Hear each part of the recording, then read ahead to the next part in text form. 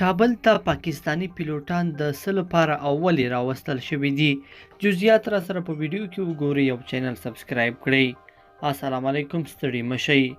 ولې پاکستانی پیلوټان کابل ته راوستل شوي دي؟ د جمهوریت نظام له سقوط کابو 40 ورځې مخکې افغانستان ته 15 ایوي 023 جټ الوتکې په ډیر لوړ قیمت راوړل شوې.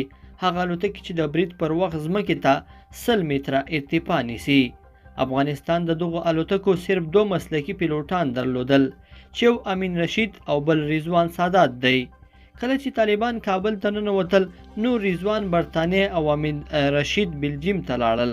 اوس چې طالبانو د هوایي ځواک رهبرۍ ته ملا معرفي کړی او پیلوټان یې بیرته راغوښتي، نو رضوان سادات د بیرته کار کولو غوښتنه کړې ده. خو دوی د رضوان غوښتنه رد کړې او پر ځای یې د دغو جټ الوتکو لپاره 3 پاکستانی پیلوټان عاصم چودھری، منیر اپریدی او اغمر باجوا راوستلي دي. بلخوا د کورنیو رسنیو د راپورونو له مخې په کابل کې د تېرې شپې په هوایي ډزو کې 18 کسان وژل شوي دي.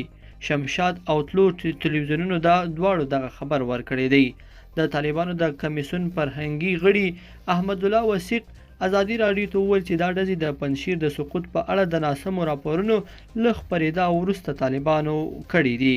ښاغلي وثیق د دې ډزو د تلفاتو په اړه څه ونه ویل، خو زیاته یې کړه چې د طالبانو د مشر یو مرستیال مولوي محمد یعقوب مجاهد په راتلونکي کې د دې پیښو د مخنیوي لپاره امنیتي چارواکو ته سپارښتنه کړې ده چې باید دا عمل بیا تکرار نشي او په راتلونکي کې کوم خلکو ته زیانونه وانړوي.